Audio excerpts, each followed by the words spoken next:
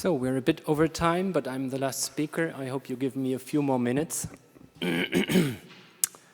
Yes, when I presented our project this summer in Cork at the conference for the European Association for the Study of Religion, someone in the audience said after my presentation, hey, isn't this Fraser 2.0? So James George Fraser, you know, the armchair anthropologist from the late 19th century with his 12 volumes of magic all across the world. We're just doing it new, like 120 years later. And it was a puzzling remark. I didn't really know what to answer. Several people said, no, it's not Fraser 2.0, because Fraser is not accepted today as a valid scholar, right? But I think we can say more about it, because one thing that differentiates us from these old types of global comparative anthropology is that we are a team to start with. We're not just one person who reads sources from many different languages and contexts where we have actually no clue about, but we're a team of many specialists who have detailed, in-depth knowledge on different cultures and languages, and we bring together these perspectives and start the comparison there. I think this is already an important starting point, which makes us unique also. And that's why I stress here on my first slide that we're now the biggest esotericism-related project in the world with a local staff of 25 people. I think this is quite an impressive number of scholars or people involved in one project of this kind. Now, you have heard that our main goal is to compare contemporary esoteric practices across the globe. We could also call this analogous synchronic comparison. So we compare things that are not necessarily historically related. And this type of comparison has received much headwind, both in anthropology and in religious studies over the past few decades. It is actually a no-go. There is no big comparative project of this kind right now in the global academia, I would say, because comparison has a bad reputation, and you can see it in this person's remark. He was afraid that we do kind of a bad comparison, a comparison that is that produces, well, you could maybe say fake knowledge or something, or that is Eurocentric, that is distortive. And there are many accusations against comparison which are, of course, valid. So you see a few words here that have been connected to the approach of comparison. Comparison tends to be essentialist, Eurocentric. Comparison decontextualizes, whereas today we all try to contextualize things. Comparison dehistoricizes things, whereas we always want to look at the history of things.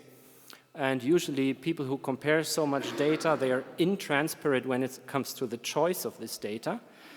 And this is also an accusation against comparison. Usually it's non-transparent with regard to, to where the data comes from. And now I think what is interesting about us is that we categorically distance ourselves from this trend. We really want to do something new. We want to overcome these obstacles and follow more recent and constructive approaches towards comparison. And there have been attempts over the past decade, especially where comparison has been brought back into the big picture. And in fact, that's what we try to do. But how do we exactly want to do it? And here comes a list of, let's say, tools that we employ to follow up on our comparative approach. First of all, we have an international fellowship program. As I said, we want to compare data from people who really know their stuff. And we also want to create the cohorts of fellows in an equilibrated way so that we have projects from, well, we have 7 fellowships per year, so we cannot cover the whole world all the time. But we want to include projects from many different areas in each cohort so that we have true differences, but also similarities, of course. We have a comparative lecture series, we have reading sessions, and we have comparative workshops each term. And we want to use the same working definition of esoteric practices to begin with. the definition that Andreas has presented to you. But we don't only want to use the same definition, we want to, as a group, also pose the same research questions. So we developed a matrix of 30 questions that we pose to the material, that we pose to the practitioners, that each of the fellows works with, and I will show this matrix in a minute. And while doing so, as a group, we want to look for patterns of similarity and differences across the various case studies, following loosely a family resemblance approach, as Michael has already said. After we found these patterns of similarity and differences, we want to find common denominators for these patterns. That is to say, we want to develop a shared analytical language. We want to use the same language as a group while talking about these things. Right now, as it happens through the specialization of scholarship, many different anthropologists work on this stuff, but they develop their own terminology each while writing their monographs, and we want to develop a shared analytical language, which is also important, I think.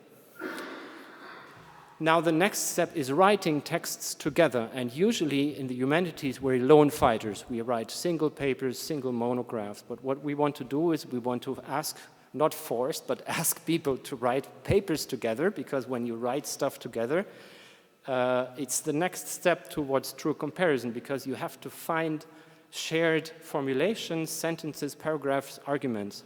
That's why we want to write papers in tandem or tridem teams for our book series. We want to compose a shared glossary of esoteric practices, so we want to bring together all the emic terms in the respective datas and case studies from our fellows and create a shared glossary of these emic terms in many different languages. We want to have comparative papers on conferences, and in the end, inshallah, we want to write a shared monograph on our findings, but I add hopefully here, because we don't know yet.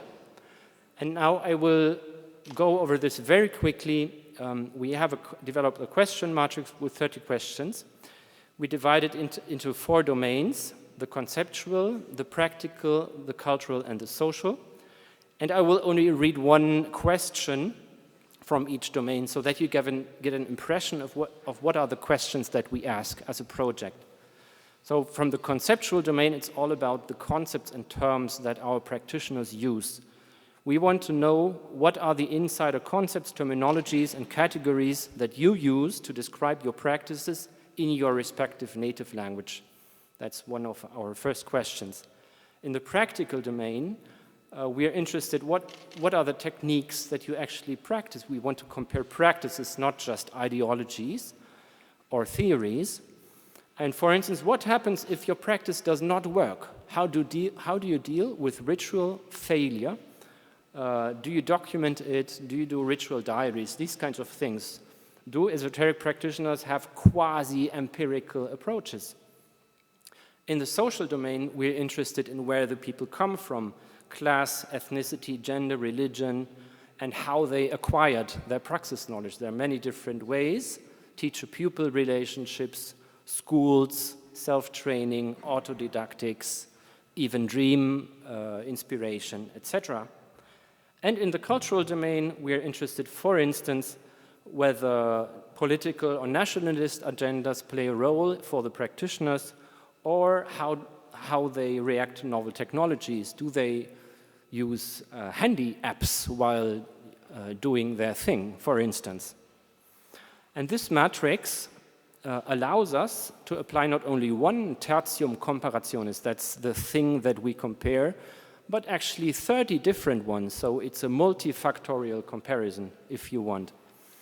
And the case studies can also be compared more meaningfully, because we focus on one question only or one domain only, and we actually compare the same thing. We compare the same question across several case studies. And notably, this matrix is not fixed, but it can change over time. It depends on the feedback we receive from the practitioners. And the matrix also propels other projects that we have. For instance, the setting up of a comparative glossary, which is based on the first question: what are the emic insider terms.